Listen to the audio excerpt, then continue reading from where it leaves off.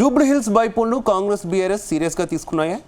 గెలుపు గుర్రానికి టికెట్ ఇచ్చే ఆలోచనలో రెండు పార్టీలు ఉన్నాయా? అయితే ఈ రెండు పార్టీలు గతంలో తెలుగుదేశం పార్టీలో పనిచేసిన నేతలకి టికెట్ ఇచ్చే ఆలోచన చేస్తున్నాయా? అసలు టీడీపీలో పనిచేసిన నేతలకి టికెట్ ఎందుకు ఇచ్చేందుకు ఆసక్తి చూపిస్తున్నాయి? దీని వెనుక ఉన్న అసలు కథ ఏంటి?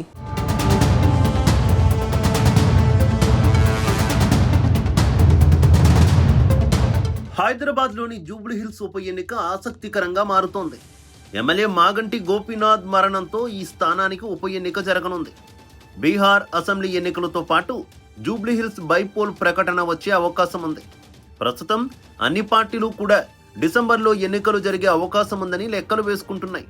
దాంతో అభ్యర్థుల ఎంపికపై ప్రధాన పార్టీలు దృష్టి పెట్టినట్టు తెలుస్తోంది.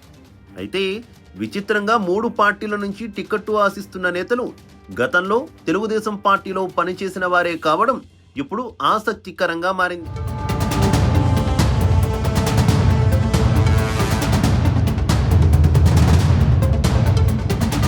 ఇక ఎమ్మెల్యే మాగంటి గోపీనాథ్ మరణంతో బైపోల్ను ఏకగ్రీవం చేయాలని బీఆర్ఎస్ కోరుతోంది.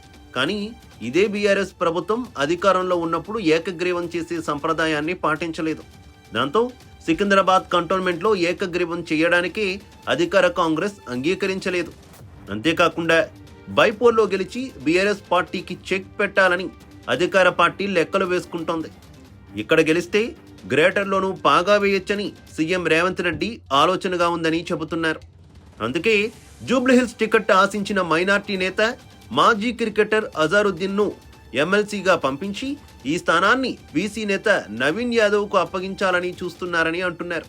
అయితే జూబ్లీహిల్స్ కాంగ్రెస్ అభ్యర్థిగా నవీన్ యాదవ్ ఎంపికకు సీఎం రేవంత్ పగడ్బందీ వ్యూహం రచిస్తున్నారని అంటున్నారు. గతంలో ఒకసారి ఎంఐఎం అభ్యర్థిగా పోటీ చేసిన నవీన్ యాదవ్ రెండో స్థానంలో నిలిచారు. అయితే అప్పట్లో టీడీపీ బీజేపీ కలిసి పనిచేయడం వల్ల ఇక్కడ టీడీపీ గెలిచింది. దీంతో టీడీపీ ఓట్లకు గాలం వేయాలన్న ఆలోచనలో ఉన్న ముఖ్యమంత్రి రేవంత్ రెడ్డి వ్యూహాత్మకంగా నవీన్ యాదవ్ వైపు మొగ్గు చూపుతున్నట్టు చెబుతున్నారు.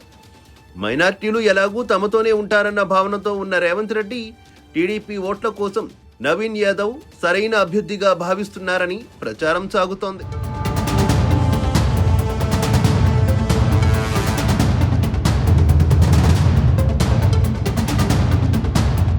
ఇదిలా ఉంటే బీఆర్ఎస్ టికెట్ ఇప్పుడు మాగంటి కుటుంబ సభ్యులకే దక్కచ్చనే ప్రచారం సాగుతోంది. తాజాగా మాగంటి భార్య కూతుళ్లు ఎన్నికల ప్రచారం నిర్వహించారు. మాగంటి మరణం తర్వాత ఒక్కసారి కూడా బయటకు రాని మాగంటి కుటుంబ సభ్యులు ఎన్నికల ప్రచారానికి దిగడంతో టికెట్ ఆ ఫ్యామిలీకే కన్ఫర్మ్ అయిందని అంటున్నారు. ఎందుకంటే జూబ్లీహిల్స్ నియోజకవర్గంలో ఉత్తరాంధ్ర నుంచి వచ్చిన కూలీలు, చిన్న ఉద్యోగులు ఓటర్లుగా ఉన్నారని చెబుతున్నారు. వీరంతా టీడీపీకి సానుభూతి చూపుతారనే ప్రచారం ఉంది. గతంలో మాగంటి వారిని అన్ని విధాలా ఆదుకోవడం వల్ల ఇప్పుడు ఆ ఓట్లు తమకే వస్తాయని బీఆర్ఎస్ ఆశిస్తోంది.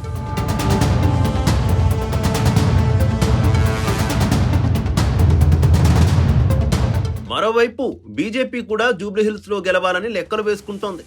ఇప్పటికే పార్టీ చీఫ్ రామచంద్రరావు, కేంద్ర మంత్రి కిషన్ రెడ్డి పలుమార్లు జూబ్లీహిల్స్లో పర్యటించారు. కిషన్ రెడ్డి పలు అభివృద్ధి కార్యక్రమాలకు శ్రీకారం చుట్టారు. అయితే కాషాయ పార్టీ కూడా టీడీపీ మూలాలు ఉన్న నేతకే ఎమ్మెల్యే టికెట్ ఇవ్వాలని చూస్తోందని అంటున్నారు. ఆంధ్రప్రదేశ్లో ఎలాగో రెండు పార్టీల మధ్య పొత్తు ఉన్నందున ఇక్కడ టీడీపీ ఓట్లు చెదిరిపోవని, తమకే వస్తాయని ఆ పార్టీ లెక్కలేసుకుంటున్నట్టు తెలుస్తోంది. గత ఎన్నికల్లో జూబ్లీహిల్స్ బీజేపీ అభ్యర్థిగా లంకల దీపక్ రెడ్డి పోటీ చేశారు. ఇప్పుడు కూడా ఆయనకు టికెట్ ఇచ్చే అవకాశాలు ఉన్నాయని పార్టీ నేతలు చెబుతున్నారు.